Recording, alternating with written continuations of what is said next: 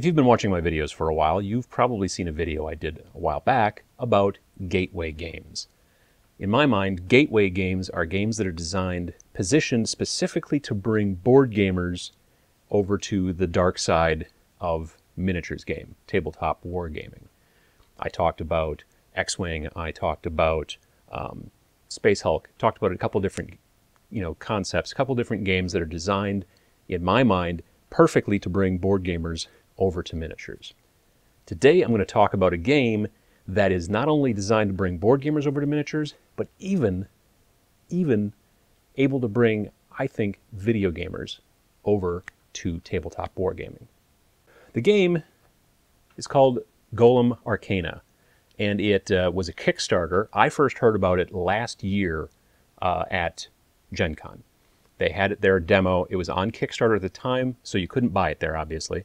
But I kind of walked by, it was in the miniatures hall, and I would walk by and look at it, and look at the artwork, and look at the pieces, and I thought, I don't exactly know what's going on here. So let me just explain it to you as I see it now. Golem Arcana, you buy it, it's in a box. You have two forces that you can play battle with, so you don't have to, it's not like a lot of other miniatures games where you have to buy a main book, and then you have to buy an army book, and you have to buy some stuff. They're pre-painted plastic miniatures. They're not quite necessarily as nice of the paint jobs as in, say, something like X-Wing, but, X-Wing are spaceships. It's a little bit easier to make a spaceship look like a good pre-paint job. These guys, though, are much nicer than Mage Knight. They're much nicer than HeroClix, and they're good-looking figures. What's going on in the game? Brief synopsis of the hook of the storyline. The Khan in this fantasy kind of world, the Khan has died. So now there's this vacuum, this power struggle, and you have the Gudana and the Durrani, and they are trying to take over this region. There are also some mercenary factions as well, which you can use to kind of supplement your army. They'll play for either side. Basically, the battles are fought in this particular fantasy world with giant golems. They are humongous monsters that are raised from different materials, made out of sand, made out of bone, made out of plants, made out of stone, whatever. And then there are guys, there are knights, golem knights that ride the top of them. And these golems go into battle. Okay, that's great. Here's the deal. Here's what makes the game, in my opinion, pretty special. The game is played on a tabletop like you normally would, and it's played with an app.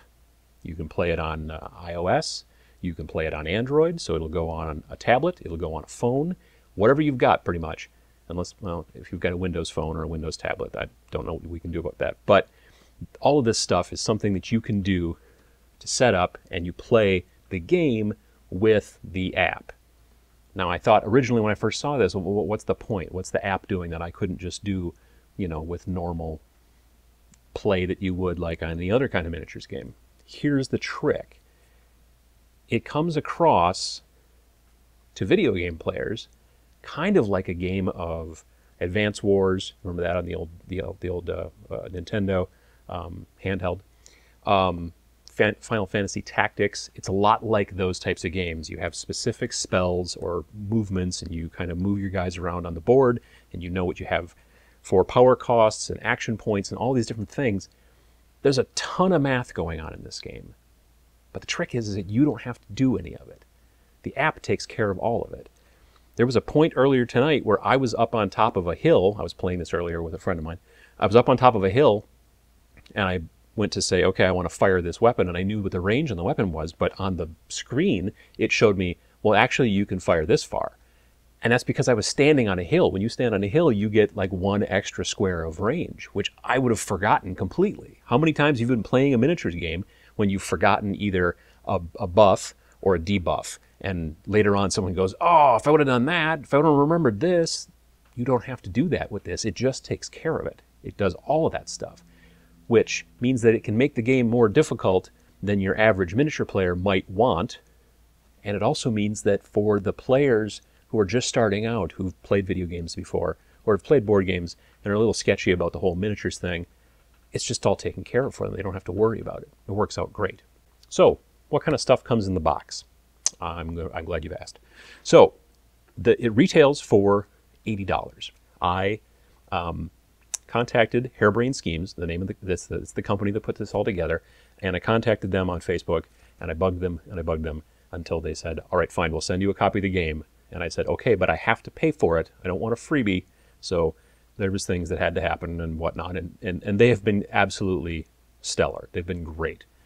Dealing with a weirdo like me who's got a specific request and is trying to make a video to, honestly, you know, to be fair, show off their stuff.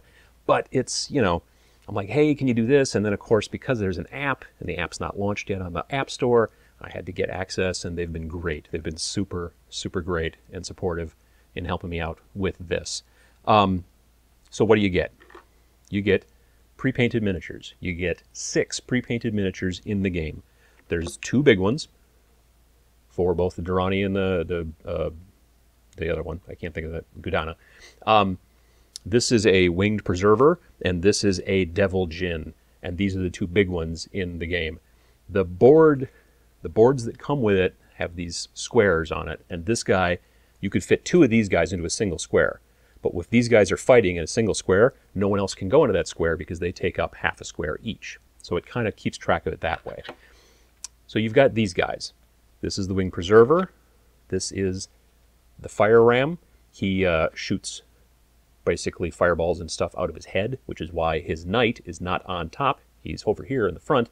This guy, most other golems, the knight rides on top. But this guy shoots out of the top of his head, so the knight doesn't want to be there. There's also the jeweled harpy. And this is also another small one. So you could fit in a single square one of these guys, which takes up half a square, and 2 of these guys, which take up a quarter of a square. You'll notice he has a little banner here, okay? This little banner, the box comes with a bunch of stickers that have numbers on them, and these little banner sticks. You can put the stickers on there, make these little flags. So if you're running, let's say, 2 of these guys, to keep track of which one's which, you just have this little sticker, you put it on there, and you're set to go. For these guys, we've got this guy. We've also got the Dune Viper, which is a big snake, and we've also got the Sand Lion, who is pretty much just a melee monster and who also can move pretty quickly. So these 6 figures come in the game. There are also 2 mercenary factions that you can buy separately, and they come 3 to a box. There's going to be more of this particular faction you'll be able to buy. And but right now, this stuff comes, all 6 of those guys come in the box. Another thing you get is this thing. This is the stylus, okay? This is a Bluetooth stylus. It pairs up with your phone or your tablet, and this is what allows you to tell the game what's going on. You're not constantly tapping the screen and saying, okay, this happened and this happened. Around the edge of each of these figures is a label.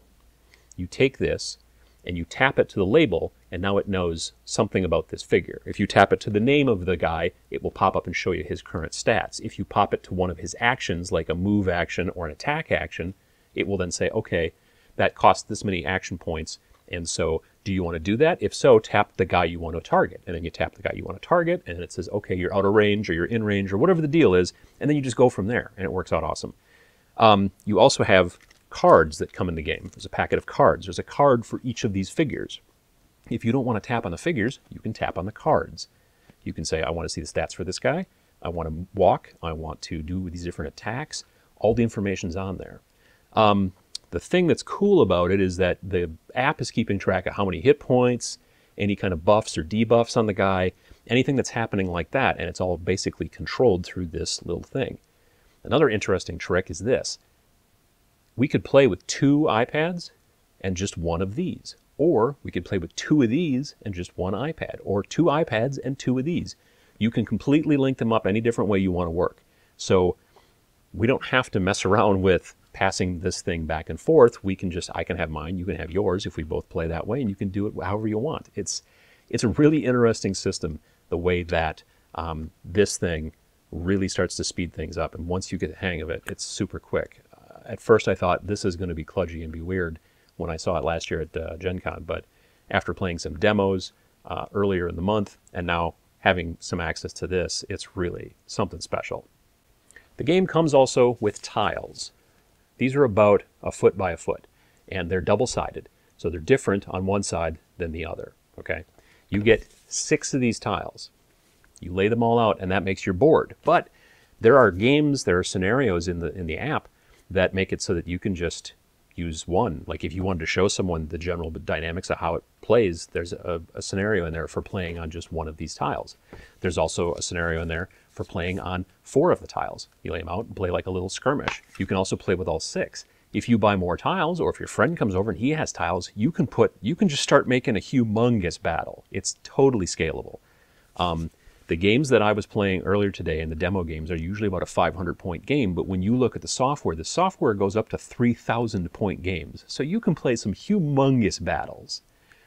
That's something else that's really interesting. In the app is the army builder.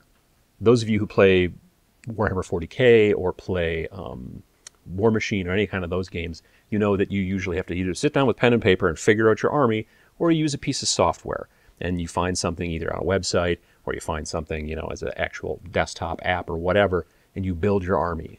This comes in the app. You build your armies, you save them in there, you have an account, you save it to the cloud. So if you bring your phone one time and next time you bring your iPad, all your stuff's saved and it's cross-platform. So it works.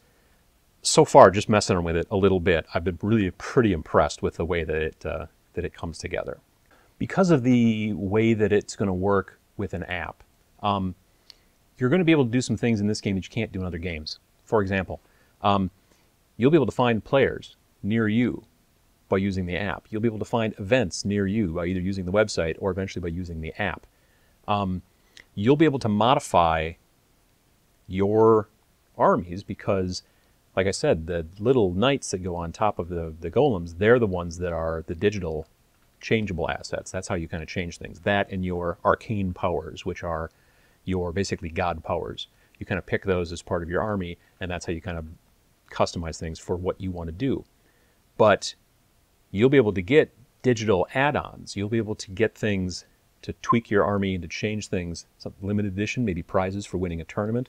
When you go to a tournament, you'll put in I'm at this tournament and this is my login and everything, and it will track all that stuff. There's going to be an online leaderboard. You'll be able to track all your wins and losses. You'll be able to see how you're doing against other people in your area, all that kind of stuff. Another thing that I think is really interesting is that over time, if it turns out that this guy is really, really powerful, or he's underpowered, or something like that, the cards that come with the game have all the stats and all the information on them, but they don't have the point values. If it turns out that they start to see that this guy is underpowered and just gets whooped in every game, eventually they can change his power, his points level, and down so that he's worth less points, which means that he's not taking up so many points in your army. They can tweak and modify based off of analytics and not just people whining on forums or people complaining via email forms or things like that. They can see this thing, we just didn't balance it right, or this thing is overbalanced, it's too powerful, or whatever, so let's make him worth more points, and they can tweak those things. I think looking ahead, those were the types of things that they were really smart to do, because there's a lot of games out there where you just look at certain things and you're like, well, everybody always runs that because it's basically undercosted. In this, they'll be able to kind of tweak that and change it, and that's really cool. Down the road, from what I understand, there's the 2 factions currently. That will probably expand, I assume. I've gotten kind of a, yeah, well, we'll see how that goes kind of an answer, so you can kind of figure that they've probably got, I'm sure that they've thought this far ahead. The people who make up harebrained schemes are the same people who worked on games like, I don't know, Battletech, Mage Knight, Crimson Skies, if you remember that, the old PC game and the Xbox game. A lot of those people have been in game design for a long time, are very talented, and they're putting this together, and like I said, it's kind of like nothing that I've ever seen. So I think it's wide open, and this kind of game, something like this, is going to be possibly one of the best gateway games that you may see come along in a long time, because it will aim at everybody. Video gamers, board gamers, all those kind of people. And it even has enough stuff, and it's deep enough for the miniatures gamers, the war gamers. And you don't have to paint it if you don't want to. So I think it's got something for nearly everybody, and I'm super excited to get playing.